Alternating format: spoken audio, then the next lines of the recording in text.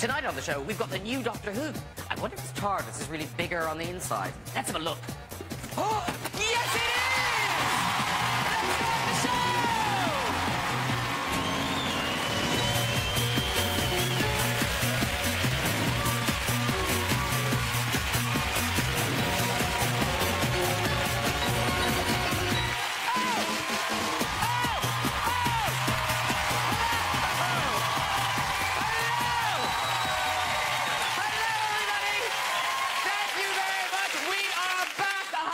Missed you, ladies and gentlemen. And I tell you, we're back with a big bang from across time and space. The new Doctor Who, Peter Capaldi, is here.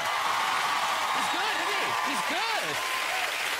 Bond girl and graduate of St. Trinian's, Gemma Arterton is on the show. We love Gemma. And Hollywood's come calling Oscar-winning star of Training Day in Philadelphia, Denzel Washington is here. We've got music from hot new singer-songwriter George Ezra, ladies and gentlemen. Oh, your baby. Your little baby. He's like a child. Now, Denzel Washington, of course, famous for his action films, Unstoppable with that runaway train, Flight with a crashing plane in it, Deja Vu with the exploding ferry. Basically, what I'm saying is, if he sits next to you on the bus, get off it. Just get off.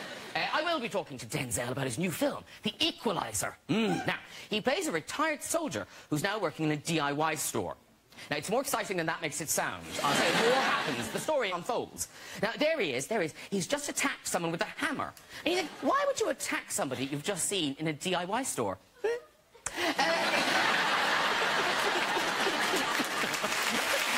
moving. Gemma Arterton, she'll be telling us all about her new role in the West End musical Made in Dagenham. Now, it's set in the 60s at the Forge factory in Dagenham, Essex. And, of course, back then, Essex was famous for churning out escorts in a production line. Well, sort of still is. You can get any colour you want, as long as it's orange. Made in Dagenham is a lively musical romp set in the swinging 60s. Here's Dagenham in the 60s. Yeah, the only thing swinging there was this. Can I just say, kudos to the team for finding a picture of a wrecking ball that didn't have Miley Cyrus glued to it. Gemma always looks so glamorous on the red carpet. Now, the thing is, not everyone can pull off an outfit that has a nude-coloured stripe through the middle. Did you all see the ladies' Colombian cycling team?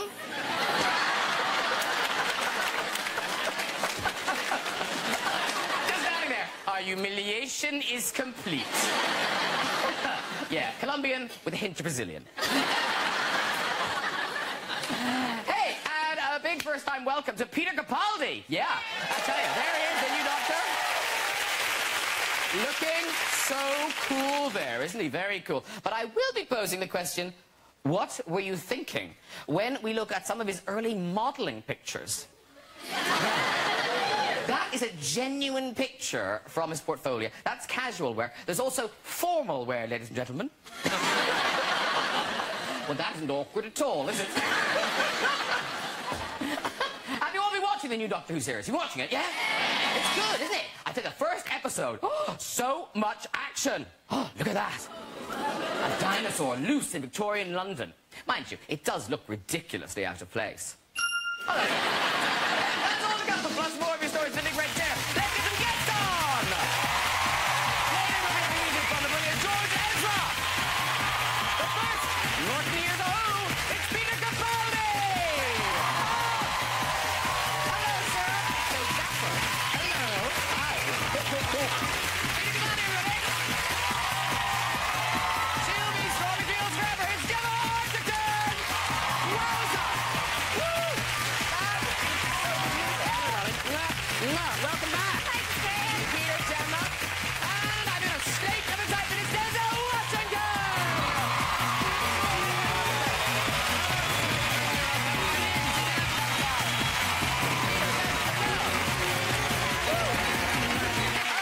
The business. They are loving that couch.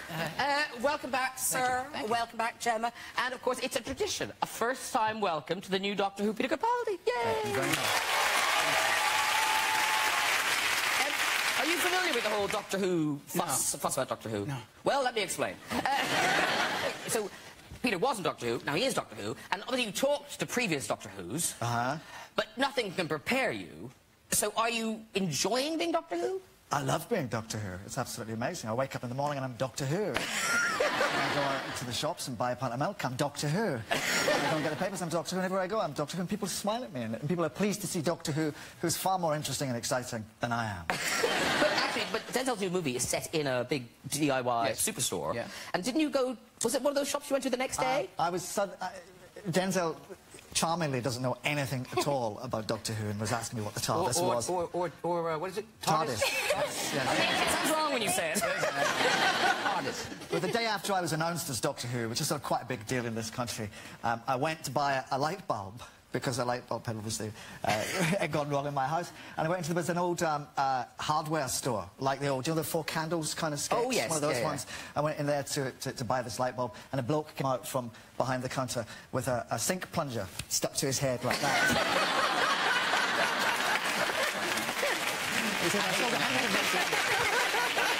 Can I just say, though, you know, because you were, you know, in the thick of it. Yeah. As Doctor, you were quite sweary and quite out there. Yeah. So, do you have to be very careful meeting people in the street now? Yes, of course, yes, because Doctor Who doesn't... I played a character who was a spin doctor for the Prime Minister, who swore all the time. And really used very, very, very rich language. Yes, the worst sort of language. But fans of the show would come up to me in the street and say, "Swear at me, please, please swear at me."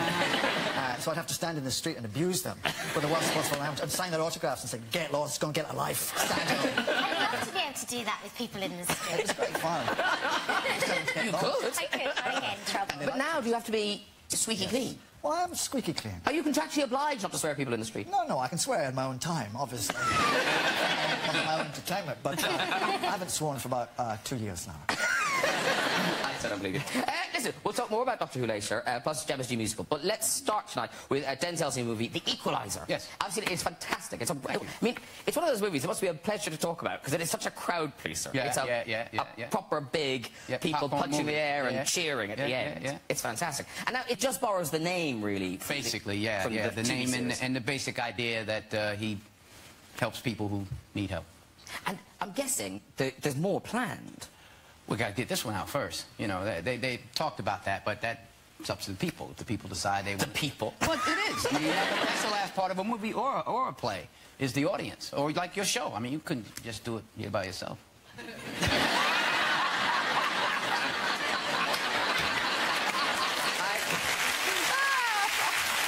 think it might be easier. Yeah, it might be easier. But listen, if people aren't aware of what the premise of The Equalizer is, tell the people. He helps people who need his help, and he does what he needs to do to get them out of whatever trouble they're in. And when he says that, it's not helping old ladies cross the road. No. If you need it, no, I'm not above that. Yeah, but you would kill the guy in the car. No, because it's pretty all full-on violence. Well, yes. But he's a quiet man with OCD who lives alone, lives a quiet life, and this girl needs his help, and he helps her, and people get in his way, and he uses various instruments from the, what do you call it, the DIY? DIY. The DIY, do-it-yourself store. You know, power tools. Look, so much to say. I know. TARDIS, Doctor Who, DIY. DIY. Wow. 4 candles. 4 candles. You didn't turn that back then.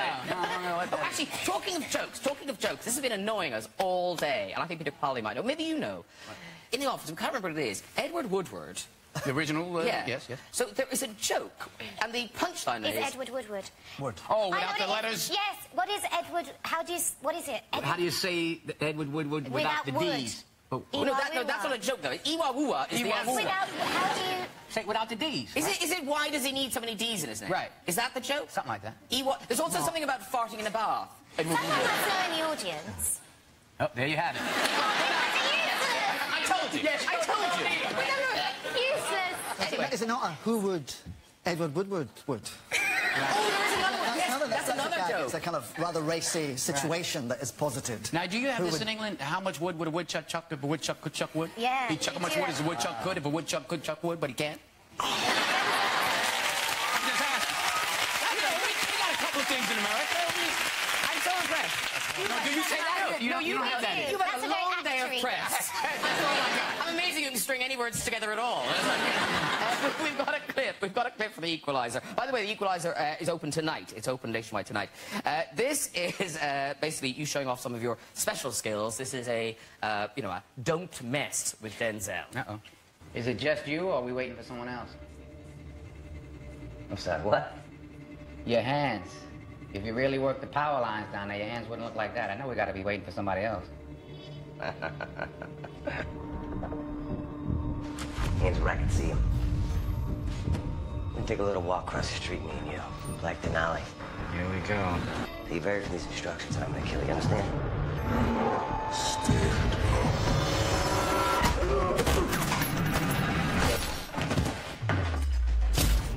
Let's go. No witnesses. What the hell is this guy doing?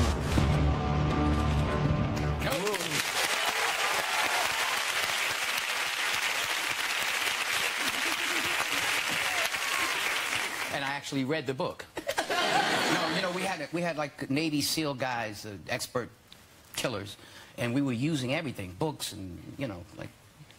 So are these real things, like the Navy SEALs training? Yeah, they would show me what to do with the book and how to... That was impressive. Yeah. He flapped me to death.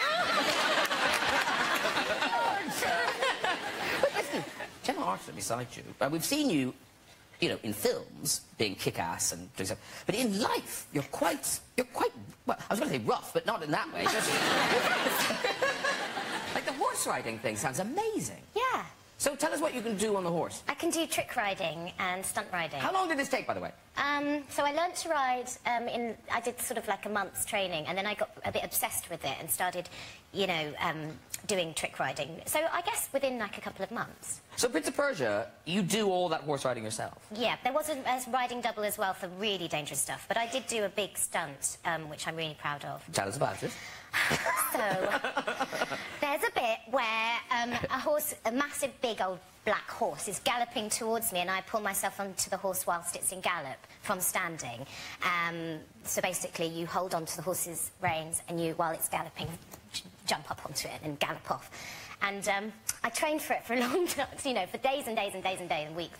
And then when it came down to it, it was this big Disney movie, so it's very expensive. And I said, you know, I can do that stunt. I've practiced it to the producers. And they went, no way, you're not doing it. It's too dangerous. And I was like, I've been practicing for weeks. And I had to do it. And they were like, for God's sake, all right, she can do it. And I did. And it's in the movie. And obviously everyone thinks it's the stunt double usually, unless you do something like this. Gallop, gallop. So, you know, there you go. Because you are now going to be doing this. A Western. Yeah. Are you learning to ride now? October 1st I start. 5 or 6 months of riding. Wow, you're going to be great. It's such a great opportunity. I gotta wait. I'll come and help. Yeah, that's the one, yeah. You've got the best bit. The Magnificent Seven. We're going to look for that movie. Yeah. I'm going to do it. I make a film. You get the credit, absolutely. You know, someone told me, too, in the old days, they would put little trampolines for guys, like in the Westerns, and they bounce off of it and jump right up on the horse to make it look like they... Oh, so that's why they just match it. Yeah. So you'll see that as well.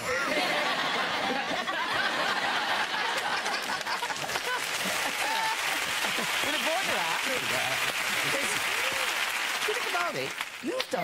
You've done some very dangerous things over the years. Didn't you? Wasn't it quite recently you had an injury?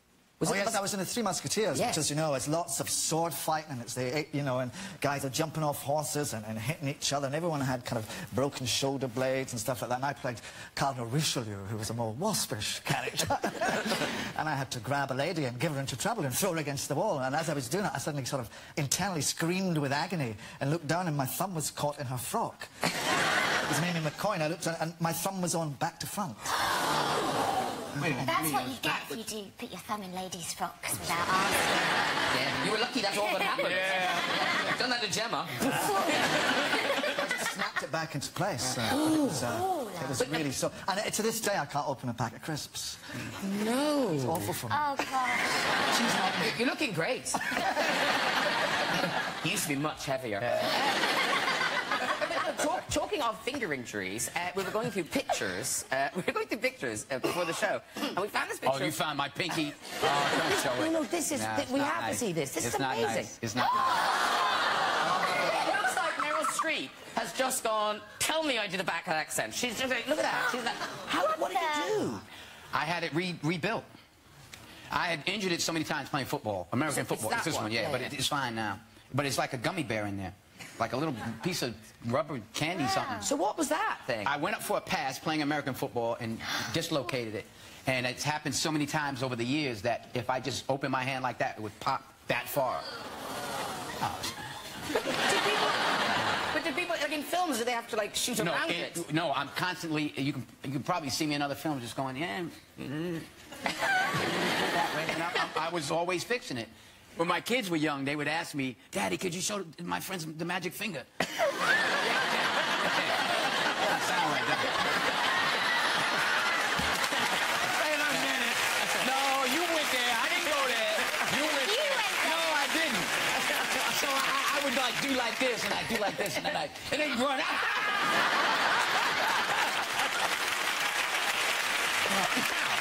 Gemma Arterton, award-winning actress, kick-ass movie star, and now treading the boards in a new musical, which is really, it's so exciting, a brand new musical. It's made in Dagenham, which sometimes you hear about things being made into musicals and you kind of think, was that a good idea? But this is clearly a very good idea. It is. It's such a rousing, great story. Yeah, well, it's because it's based on real events, and it's about these women that are so normal and charming and real, and did something extraordinary. They got the Equal Pay Act sort of into the system, and they're just these lovely ladies from Essex. I should tell people, by the way, it opens in the West End on the 5th of November. That's the big glitzy night. But then the previews are from the 9th of October. That's what I've said was a good thing. And in the real story, so they get equal pay in the Ford factory in Dagenham, but does that open up for women across the country? Yeah, well, what happens in our story is slightly different to what happened in real life. They sing. Yeah. I'm sure the girls sang as well in real life. But yeah, it really opened it up. They were the first to get equal pay in the workplace, and it set up the whole Equal Pay for Equal Work Act, which was already instrumental in America at the time, but not in the UK. So if a man's doing the same job as a woman, they should be getting equal pay. So that's what these women did, and so it was huge. And have you been back to Essex? So have you met the women? Are they around? The women are actually here tonight. Oh, come and wave your the hands, ladies. There they are. That's amazing. It's Gwen, Eileen and Vera. So is it Gwen, Eileen, Vera? Yes. Yeah, and presumably you saw the movie. Have you seen any of the workshops of the musical yet? Yes. A part of it, yeah. Eileen doesn't seem that keen. I saw a bit of it, yeah. Also, I said to the whole thing. But did you like the musical? Say yes, say yes. You're on television, say yes. Yes. Yeah, good. Say yes, you can free tickets and a taxi home. But so, at the time, did you... I mean, was there a big fuss? Were you in the papers, and did it seem like a big deal at the time?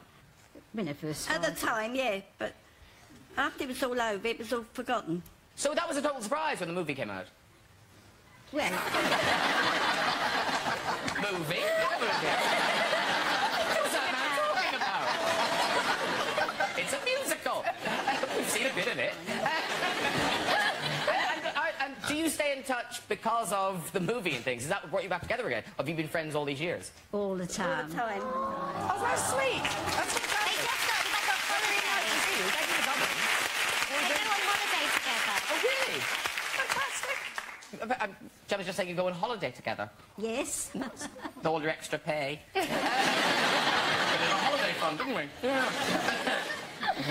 Now, the singing. Yeah. I feel like we should have known you were a singer by now. How did this happen? Have you always been a singer? Yes, but it's the right thing hasn't come along. I've always wanted to do a musical, but I wanted to do something that was original and had never been done before. And you know, I've sung in films, but not really. But yeah, so this is the first time in public.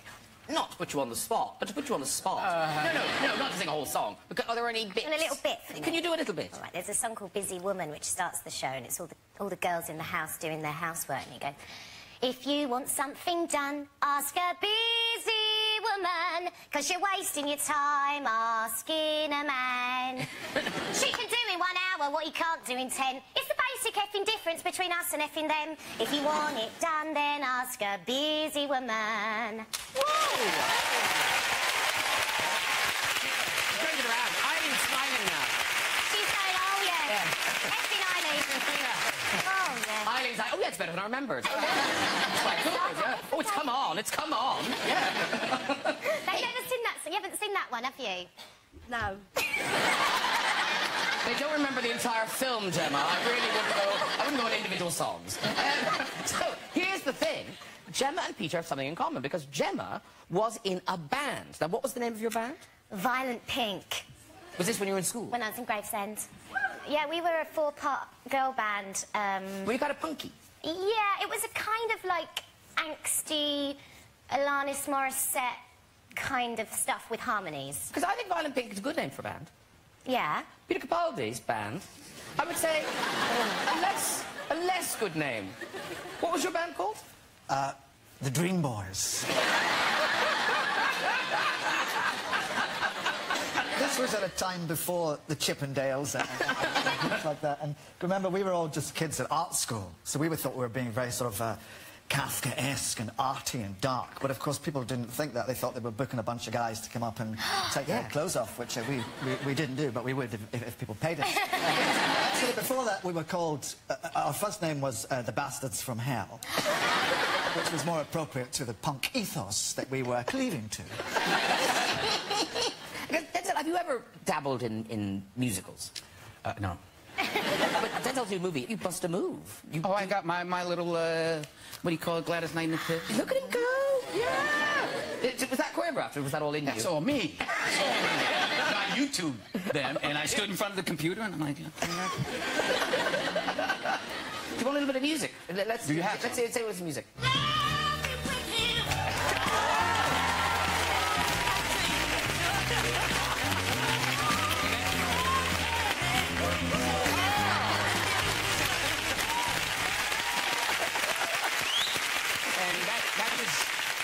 That's as violent as the film is. He lies. Peter Capaldi, new Doctor Who. I had no idea. Your career is extraordinary. So, let's start with Doctor Who. So, every Doctor Who always says, oh, I was a fan when I was a kid growing up. This man, I mean, you are beyond a fan. Oh, God. I know, because none of this would have come out. None of this would have come out. My total geekness, my total anorakness as a child, as a teenager, would have been left No, to... the good thing is, your letters... Oh, no. There's a letter... No, we don't have... No. There was a very sweet letter you sent to the Radio Times, which we won't read that one out. That's just you saying how much you like the Doctor Who special. No, there's this weird thing, right? So there's a Doctor Who fan club, and the guy around that, Keith Miller, he put... This is volume 1. You can imagine the size of his anorak. This is volume 1 of the... This isn't the story of the Doctor Who. This is the story of the fan club. Volume 1. So Peter decided he was... no, there was a fan club, and Peter decided he should be the head of the fan club. Oh, no. So he wrote to Sarah Newman at the Doctor Who office. This is proper. This is the woman who really works for the BBC. I can't even remember that. Oh, no. How old were you when this... Oh, don't even... 21. This is the reply. This is the reply to you. Okay. So, dear Peter, thank you for your letter. Firstly, the pictures aren't ready yet. And secondly, I'm afraid we have an official Doctor Who fan club secretary. I'm passing your letter on to him, and I expect he will send you a newsletter himself. He wasn't Sarah Newman. See, that's all very nice. Right. That's very nice. Right. Then in another letter to the guy who is the secretary of the fan club, she writes, No, you're not by any means worse than Peter C.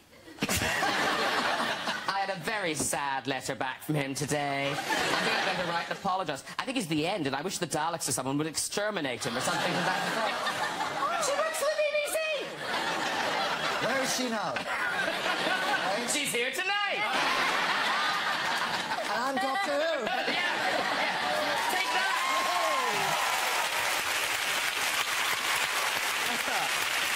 That's terrible. I can't imagine the BBC let that happen. That's terrible. But how annoying must you have been? I wish something would kill him. You know, despite all that stuff of being a kid, I loved Doctor Who when I was a kid, and then you reach an age when you get involved in sex and drugs and rock and roll, and you move on, and you sort of, you know, you have a life.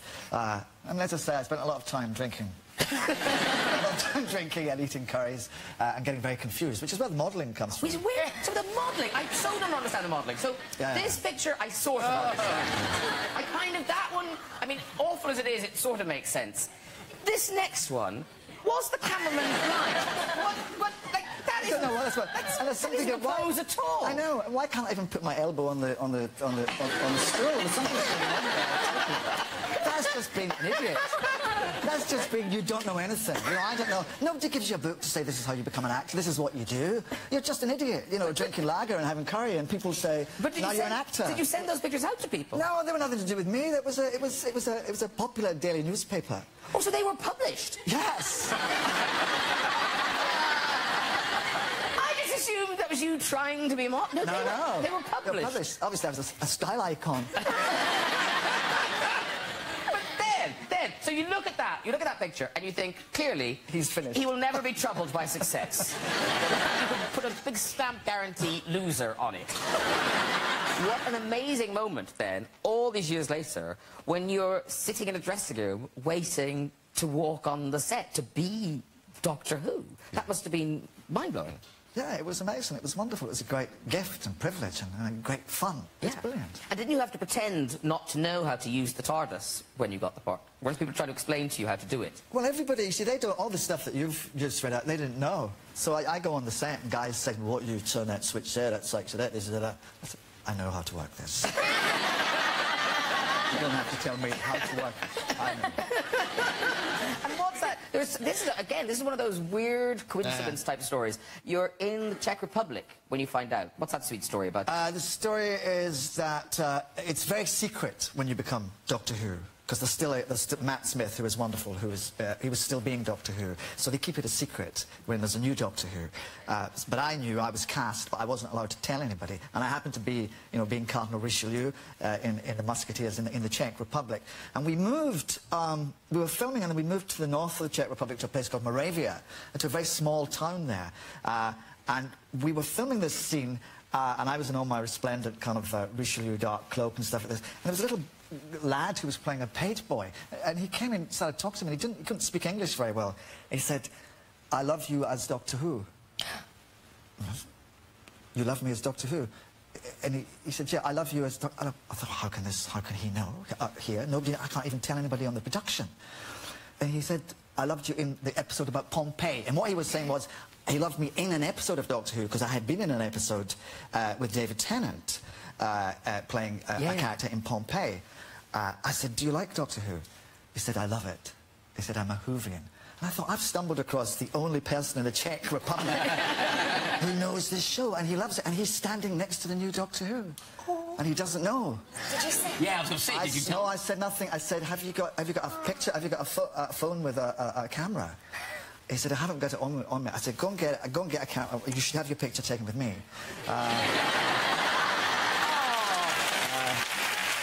So sweet. He wasn't very interested in doing that. Now listen, Peter continues as Doctor Who on Saturdays at 8:30 on BBC One, and yes, we have a very exclusive clip. This isn't from tomorrow's episode, this is from a week tomorrow, and presumably you can't tell us anything about this. I can't remember anything about it. Well, let's all enjoy this exclusive clip of next week's Doctor Who episode.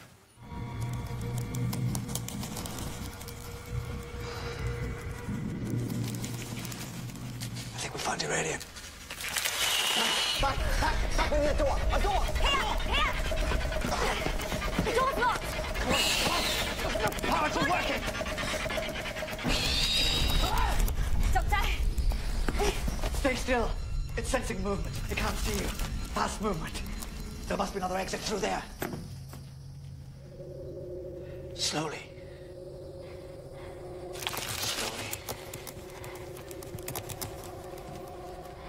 Head to that exit. Slowly. Gently. When I say run. Who made you the boss? Would you say run? I know. I tell you. Right, before our first stories of the series in the Big Red Chair. It's time for our musical guest. This young man's debut album is at the top of the charts, and his first single, Budapest, went gold in 5 countries. Tonight, performing his second single, Blame It On Me, please welcome George Ezra!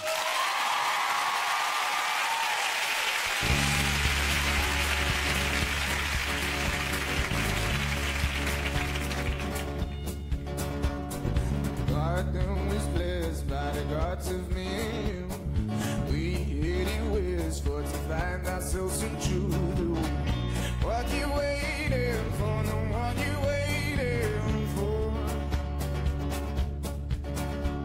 We counted all our reasons, excuses that we made.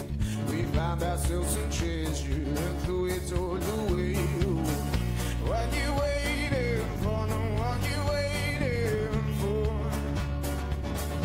What you waiting for? What you waiting for? When I dance alone and the song's bleeding down, blame it on me. When I lose control and the veil's overused, blame it on me. What you waiting for? What you waiting for? Inside the blossom, caught in the carnival. Your confidence forgotten, I see the gypsies roll. What you waiting for? No, what you waiting for? What you waiting for? No, what you waiting for? When I dance alone and the sun's beating down, blame it on me. When I lose control and the veil's overused, blame it on me. What you waiting for? No, what you waiting for? What you waiting for? No, what you waiting for? When I dance alone and the sun's beating down, blame it on me. When I lose control and the veil's overused, blame it on me. When I dance alone, I know I'll go, blame it on me. Oh. When I lose control, I know I'll go, blame it on me. Oh. What you waiting for? No, what you waiting for?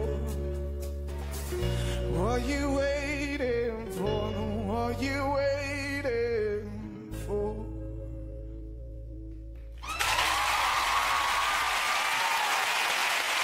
George Ezra, everybody!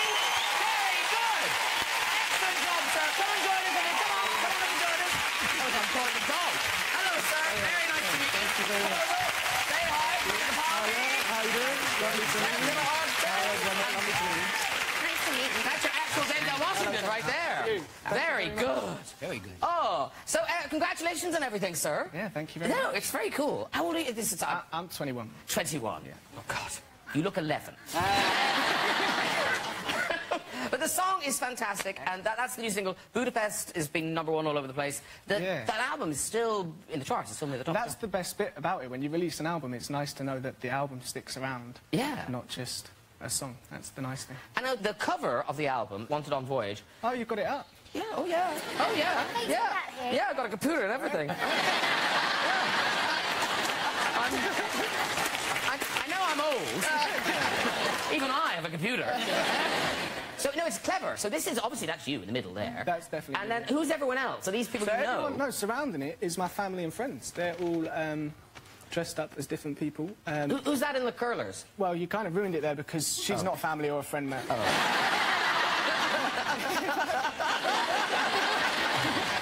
There's a few. Tip for the future. Lie. Okay. That's my answer, Edith. Yeah.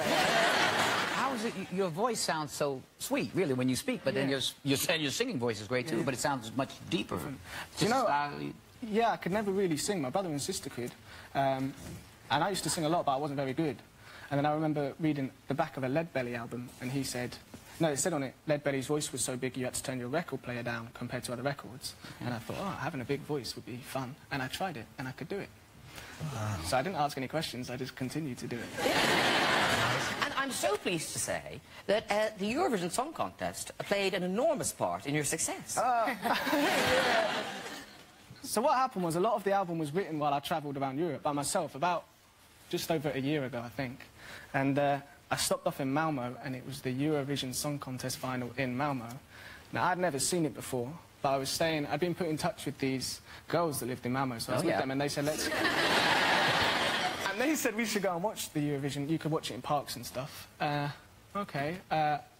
You can't buy alcohol after a certain time in Malmo, which was an issue, seeing as we were watching... Yeah, something you need to be drunk to watch. Exactly. I found myself... I find myself...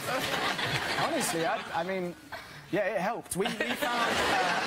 this guy very kindly sold us a bottle of rum in the park, and the bottle of rum ended up inside me, and I missed my train the next morning. I was meant to be going to Budapest, and I missed my train. So Budapest was the only city that I was meant to visit that I didn't make it to. So then I wrote a song called Budapest, a list of things I didn't have. And trying to tell someone from Hungarian press that the song Budapest has nothing to do with Hungary is impossible. Honestly, it kills it every time. Have you stayed in touch with the girls in Malmo? Loosely, yeah.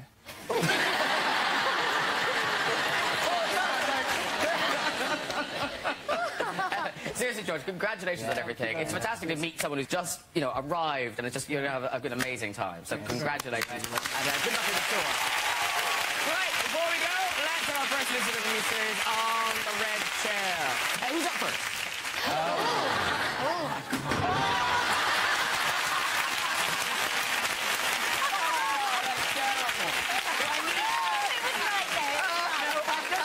It's the first show back. I need to build up to that. I just didn't have the emotional energy to cope with that. I apologise. Come back and see us later in the series.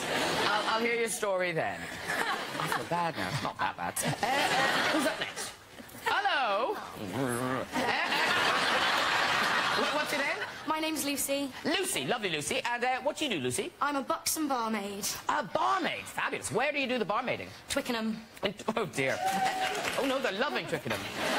All right, off you go with your story. So I've been scouting my whole life, and when I was about 12... Sorry, how do you stop? You've been what your whole life? Scouting, as in... Oh, being a bit scout. of a nerd. Oh, I see, being a scout. Yes, and on one camp, I was about 12, it was quite rainy, and it was about a half-hour walk from the toilets. Wake up in the middle of the night, I suddenly realise, oh, God, I got to poo. So I'm taking a bag and some tissues with me, you know, being prepared, the scout that I am. And I look at the bag and I think, yeah, I'm going to have to. I can't make it all the way. So I went in the bag and I thought, I'm just going to lob it and I won't have to deal with it. Someone else can, we'll be fine. So I throw it as far as I think I can, go back to bed, wake up in the morning, everyone's laughing and shouting, something's happening, get out of my bunk bed, go outside and, oh, God. Oh, on the branch, just outside the door, about head height, there's the bag. Very visibly, there's a poo in the bag. Never confessed. So, to everyone who was on that camp, this is my confession, that was mine. Oh, wait a question. She said she pooped? Yeah. That's like number 2? Yeah. She didn't say she wiped. I took tissues. Tissue. She had a tissue. I'm not completely filthy. I might poo in a bag, but at least I'm going to wipe. Yes. Come on. I just want to know, is there a badge for that? Maybe turd. my Little steaming turd in a triangle. There you go. Up, you can walk. You can walk. There you go. Well done, everyone right there. And if you'd like to join us on the show and have a go in that chair, you can. Contact us via our website at this very address. Thank you very much to all my guests tonight. George Ezra.